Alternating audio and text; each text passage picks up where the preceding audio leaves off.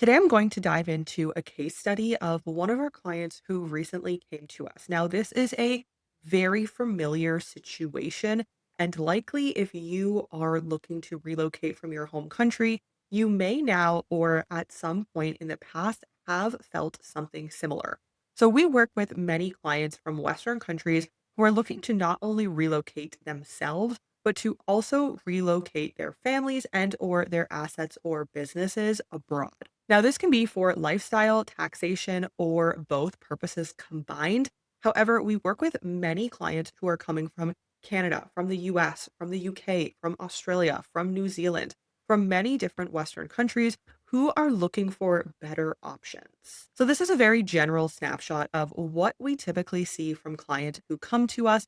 They are living in one of these Western countries. Likely they were born there or they've been there for a number of years, but they see in many different senses of the word that this country is on the decline and they are looking for additional options. Maybe they're still of working age, maybe they're of retirement age or coming on to retirement age and are looking for diversification of their assets, whether it be investments, crypto, or simply money that they are holding in a bank in a country that they no longer feel safe continuing to hold these funds in. Now, a question that many of these clients have, which I'm going to touch on later in this video, is regarding citizenship, residency, and tax residency, and what that looks like if they're leaving a Western country and how they can go about cutting those ties correctly with said Western country. So, this is an overall general conversation that we have with many of the clients who come to us who are looking for a structured plan, and it is certainly not a one size fits all. It very much so depends, as I speak about a lot on this channel.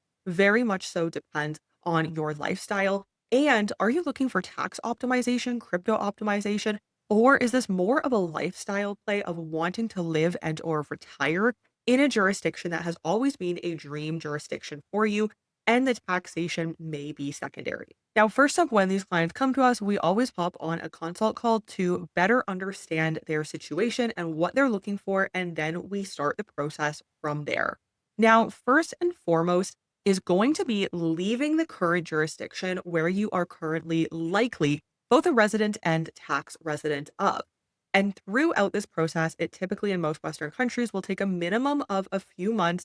And you want to ensure that you're working with somebody like our team who really understands the nuances of becoming both a non resident and a non tax resident in said jurisdictions and the ties that you may need to cut in order to become so. Now, simultaneously, you're also going to want to ensure that you have a new destination or potentially destinations, depending again on the lifestyle that you're looking to build and have for yourself in the long term future. You want to make sure that you can qualify and that you are going to be able in the next 3, 6, 9, 12 months to be able to obtain this residency and not only obtain the residency and potentially tax residency as well, but also how you are going to need to keep that residency or tax residency. What are the rules and requirements set by the country? And is that going to be something that you are going to be able to continue to fulfill year after year? There are many different residency programs out there. Some are a lot simpler, others are very simple and very tax advantageous, but there are still certain qualifications, maybe like renting or purchasing a property that you need to have in that jurisdiction in order to qualify. So it's extremely important to ensure that from the beginning, you do know what those requirements are. And that is something that you are going to continually be able to fulfill year after year in order to keep your residency or tax residency active. Now, citizenship is also something that may potentially come into play with this, depending on what your long term goals are and if you're looking to invest or work toward a citizenship in the long term. Now, I myself understand this very well as it's something almost a decade ago I went through myself, leaving specifically the Canadian system, entering various other systems, and building a lifestyle around that. And over the last multiple years, myself and our team have worked together with countless clients from Western countries who are looking to relocate, typically in Latin America for tax purposes, for lifestyle purposes, and in Europe for lifestyle purposes, and depending on the jurisdiction, sometimes for tax purposes as well. But this is something we have been helping clients with for years and something that I live out personally every single day. Many of the jurisdictions that we work in, both within Europe and Latin America, are places where I have either lived full time or visited. After doing this for many years, I often find that with clients who come to us, banking is something that is typically overlooked until the end of the process.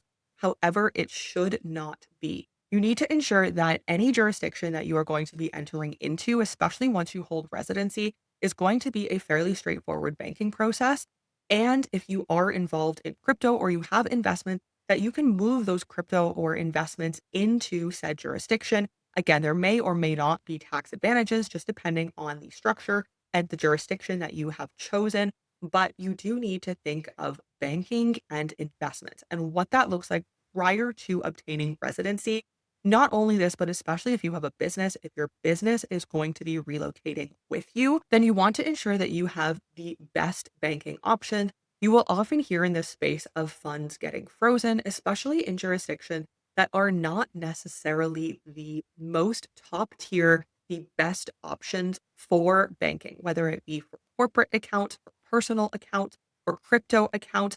You want to ensure that you are going into a jurisdiction and that your funds are going into a jurisdiction that is going to make sense for you in the long term. While there are, of course, many different components of this puzzle when you are looking to relocate abroad, these are the main points that we typically start out with clients to plan their strategy over multiple weeks and to figure out the jurisdiction that makes best sense for them, again, based on lifestyle or financial reasons or a combination of both.